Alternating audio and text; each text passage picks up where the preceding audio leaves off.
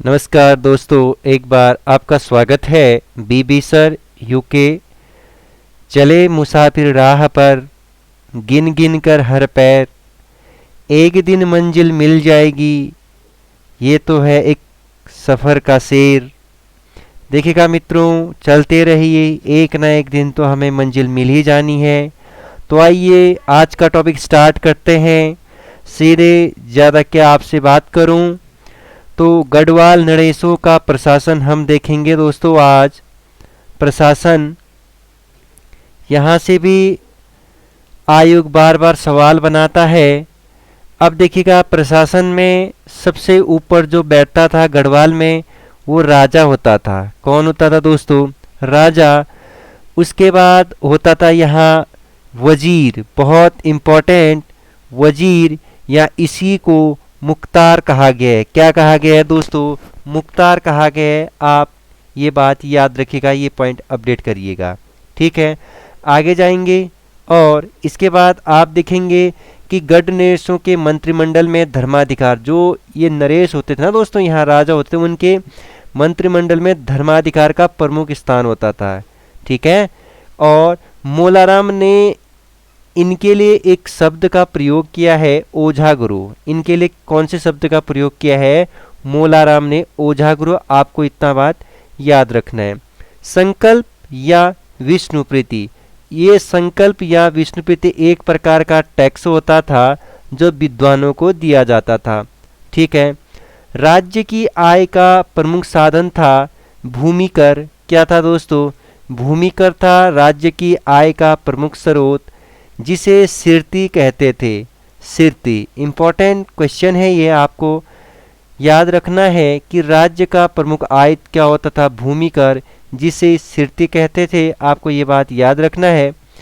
कृषि उपज का 1/3 कर के रूप में लेते थे दोस्तों, जिसे तिहार कहा जाता था। जिसे कहा जाता था दोस्तों?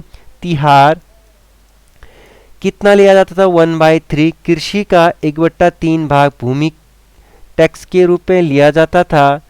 और यहाँ पर एक टर्म आया है ओताली। ओताली एक प्रकार का राजस्व था दोस्तों। नापतोल की पद्धति पाथा का प्रचलन अजयपाल ने किया था। आपको पता होगा, जब मैं अजयपाल पढ़ा था, या उसी को क्या भी कहा गया है दोस्तों? धर्म पाथा कहा गया है। क्या कहा गया है?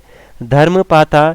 मापतोल की पद्धति को पाथा कहा गया है, इसलिए आपको ये क्वेश्चन बहुत इंपॉर्टेंट हो जाता है। पवार काल में ग्रामीण करों को एकत्रित कर थोकदार को भेजा जाता था, और वो कौन करता था? प्रधान। अब देखिएगा, जो ये ग्रामीण इलाका है पवार वंश में, ये पवार वंश जो ग्रामीण इलाके होंगे, यहाँ से सभी लोग अपने अपने गांव के प्रधान को क्या करते थे? टैक्स देते थे। और ये टैक्स कलेक्ट करके किसको देते थे? थोकदार। किसको? थोकदार। और ये थोकदार कहाँ पहुँचाता था? राजा के यहाँ पहुँचाता था, ठीक है। आपको ये बात याद रखिएगा दोस्तों। अब पंवार वंश में कभी सवाल पूछा जाएगा कि कौन सा पद वंशानुगत था। राजा तो था ही, राजा के बाद उसका पुत्र राजा ही बनेगा, लेकिन उसके बाद भी प्रधान पद क्या था दोस्तों? वंशानुगत था। क्या था? वंशानुगत।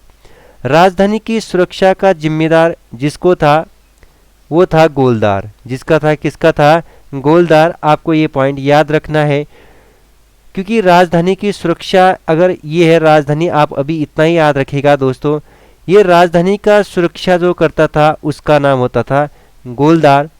आईबीआई, मैंने भी जो राजस्व एकत्रित करने के लिए कहा, और जहाँ पहुँचाया जाएगा राजा, और राजा भी किसी को सौंपता था, वो सौंपता था दीवान को।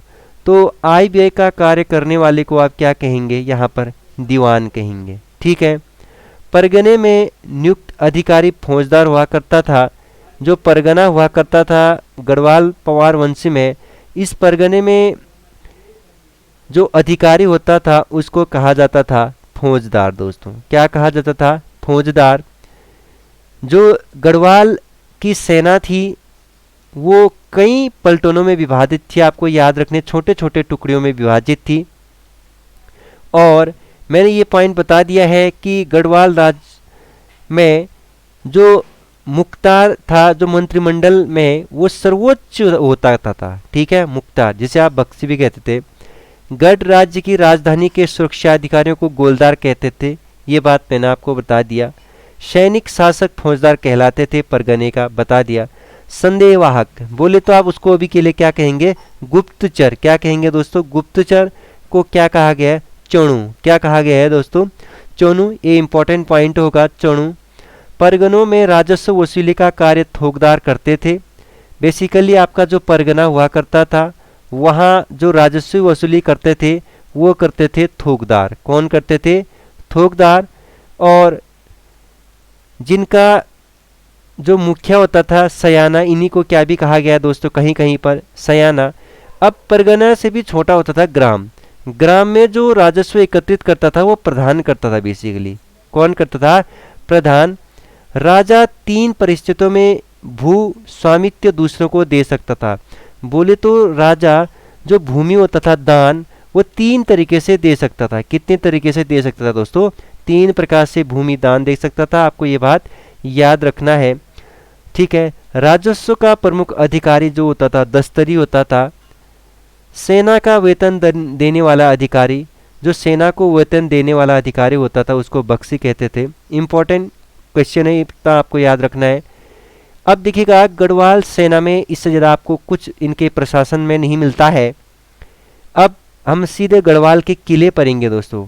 क्या पढ़ेंगे, गढ़वाल के किले। यहाँ से सवाल पूछा गया है पहले भी और आगे भी सवाल बनने के आसार बनेंगे। अगर आपको ये नोट चाहिए तो आप हमारे टेलीग्राम ग्रुप को ज्वाइन करिए दोस्तों, बीबी सर यूके करके, या फिर आप हमें मैसेज करिए तो आपको ये नोट्स मिल जाएगा। अब देखिएगा गढ़वाल के किले से सवाल पूछा गया कई बार। देखिएगा चमोली जिले में जो किले हैं, मैंने कुछ किलों को, अब देखिए गढ़वाल में टोटल कितने किले हैं दोस्तों, 52। अब 52 के 52 गढ़ों को बता तो नहीं सकता मैं, लेकिन कुछ इंपॉर्टेंट है जो एग्जामिनर बार बार उठाता है। चांदपुरगढ़, लोहाबगढ़, नागपुरगढ़, बधानगढ़, दसौलीगढ़। फिर से रिपीट कर दे रहा हूँ, चांदपुरगढ़, लोहाबगढ़, नागपुरगढ़, बधानगढ़ और दसौलीगढ़। ये सभी के सभी गढ़ आपके दोस्तों चमोली में है, ठीक है। देवलगढ़, नयाल, भैरवगढ़, कांडा, गुजरू और उल्का और तारागढ़, ये सारे के सारे पौड़े गढ़वाल में है। धत्यूड़, उप्पूगढ़, मौल्यागढ़ और कोड़ागढ़, ये सारे के सारे दोस्तों टिहरी गढ़वाल। इसमें से खासकर आपको उप्पूगढ़ याद रखना है। कौन सा गढ़ याद रखना है दोस्तों, उप्पूगढ़, क्योंकि यहाँ का शासक जो था आपको पता है कफ्फू चौहान, किस तरीके से अजयपाल के विरुद्ध ये लड़ा था, आपको ये बात याद रखना है। इसी से अशोक महान कहलाता है अजयपाल गढ़वाल का। अब देखेंगे हम दोस्तों गोरखा प्रशासन। आखिर देखेंगे कि गोरखाओं ने कुमाऊं फिर गढ़वाल, आखिर इन लोगों ने पहले कुमाऊं पर फिर गढ़वाल पर कैसे आक्रमण किया। आधुनिक इतिहास शुरू होने जा रहा है दोस्तों उत्तराखंड का, आधुनिक उत्तराखंड इतिहास, ठीक है। अब देखिएगा दोस्तों थोड़ा सा गोरखा प्रशासन या गोरखा शासन कुमाऊं गढ़वाल में पढ़ने से पहले हम थोड़ा सा नेपाल में ही इनकी परिस्थिति देख लेते हैं।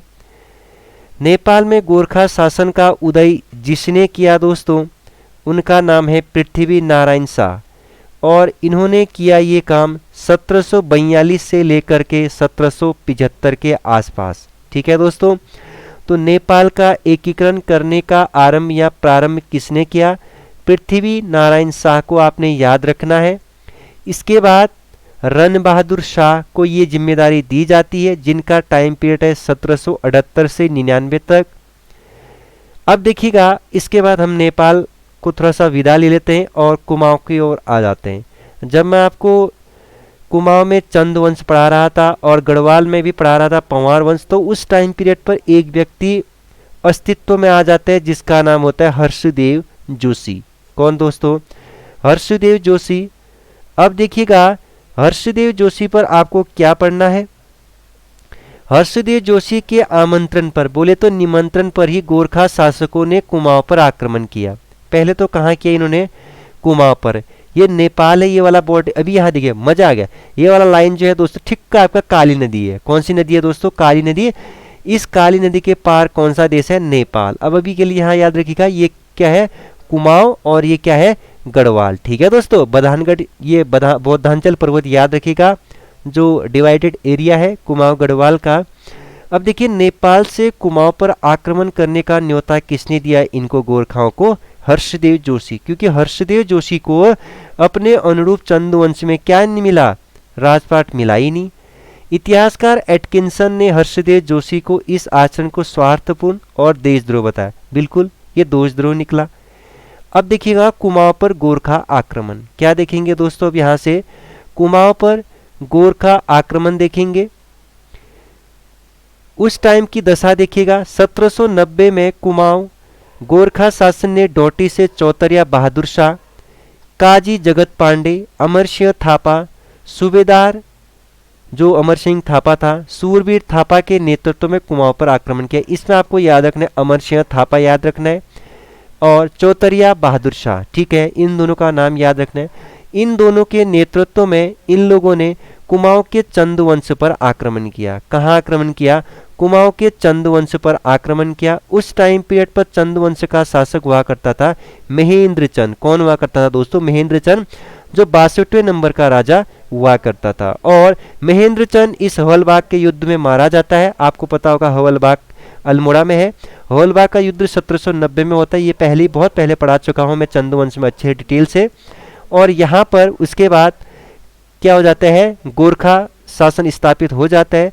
गढ़वाल पर गोरखा शासन देखिएगा, हर्षदेव जोशी के निमंत्रण पर गोरखा ने सर्वप्रथम गढ़वाल पर आक्रमण किया 1791। ये कुमाऊं में भी और गढ़वाल में भी आक्रमण करवाता है हर्षदेव जोशी, क्योंकि न कुमाऊं में उसको राजपाट मिलता है न गढ़वाल में, इसीलिए वो दोनों जगह आक्रमण करवाता है। अब याद रखिएगा, गोरखाओं ने सबसे पहले गढ़वाल पर आक्रमण कब किया? 1791। मोस्ट इंपॉर्टेंट क्वेश्चन, कई बार सवाल पूछा जा चुका है। लंगूड़गढ़ का युद्ध होता है 1791 और 92 के बीच में, गोरखा और प्रद्युम्न शाह के बीच। लंगूड़गढ़ की संधि होती है 1792 में। मोस्ट इंपॉर्टेंट क्वेश्चन है। लंगूड़गढ़ की संधि होने के बाद क्या होता है कि यहाँ पर ये वापस चले जाते हैं। कौन? नेपाली। बोले तो गोरखा वापस चले जाते हैं। क्यों चले जाते हैं? क्योंकि नेपाल पर चीनी देश ने आक्रमण किए होते हैं। उनको सबसे पहले अपना देश तो बचाना ही था ना, तो ये वापस चले गए और इनको संधि करनी पड़ी। और सन 1795 में उसके बाद देखिएगा गढ़ राज्य, बोले तो गढ़वाल पर अकाल पड़ता है दोस्तों। क्या पड़ता है? भयंकर अकाल पड़ता है। 1803 में दोबारा भयंकर यहाँ भूकंप होता है, भूकंप आता है जिसमें अजयपाल का भवन भी नष्ट होता है दोस्तों। इसका फायदा उठाया गोरखाओं ने। क्या किया दोस्तों? इन दोनों का फायदा उठाया 1795 और 1803 का। और इसी 1803-1804 में इन लोगों ने दोबारा आक्रमण किया आपका गढ़वाल पर। 14 मई 1804 को खुरबुड़ा के युद्ध में, खुरबुड़ा का मैदान देहरादून में है, के मैदान में गढ़ नरेश प्रद्युम्न शाह वीरगति। बोले तो खुरबुड़ा का मैदान देहरादून में घमासान लड़ाई हो रहा है दोस्तों, गोरखा वर्सेस प्रद्युम्न शाह के मध्य में। और प्रद्युम्न शाह दोस्तों इस युद्ध में वीरगति को प्राप्त हो जाते हैं और संपूर्ण गढ़वाल में इस तरीके से गोरखा शासन स्थापित हो जाता है। वैसे ही देखिएगा 1790 में तो वैसे ही कुमाऊं पर अधिकार कर चुके थे, लेकिन आपका सन 1804 में बेसिकली आपका पूरे गढ़वाल पर क्या कर ले जाते हैं? ये अधिकार कर ले जाते हैं। 1804 में अमर सिंह थापा तथा उसके सहायक रणजोड़ थापा के नेतृत्व में कुमाऊं का प्रशासन अपने हाथ में ले लिए ये लोग। ठीक है, इतना आपको याद रखना है। हर्षदेव जोशी को राहुल सांकृत्यायन ने विभीषण कहा है। क्या कहा है दोस्तों? विभीषण। कैप्टन हियर्सी ने अर्ल और वारविक कहा है। और कुमाऊं के शिवाजी किंग मेकर ने कहा है। किंग मेकर ने क्या कहा है? कुमाऊं के शिवाजी। तीनों पॉइंट याद रखिएगा। देशद्रोह तो एटकिंसन साहब ने कहा था, राहुल सांकृत्यायन ने विभीषण कहा है, कैप्टन हियर्सी ने अर्ल और वारविक कहा है, किंग मेकर ने कुमाऊं के शिवाजी कहा है। ये सारे के सारे पॉइंट दोस्तों इंपॉर्टेंट है, मोस्ट इंपॉर्टेंट आपको लगा देना है। इसके बाद हम पढ़ेंगे दोस्तों कुमाऊं के गोरखा शासक और गढ़वाल की गोरखा शासक। क्या पढ़ेंगे दोस्तों? कुमाऊं के गोरखा शासक। ठीक है दोस्तों, वहीं गढ़वाल के गोरखा शासक इसके बाद हम पढ़ेंगे, क्योंकि यहाँ से सवाल पूछा जा चुका है। क्योंकि कुमाऊं का पहला गोरखा शासक कौन था या पहला प्रशासक कौन था, ऐसे ही गढ़वाल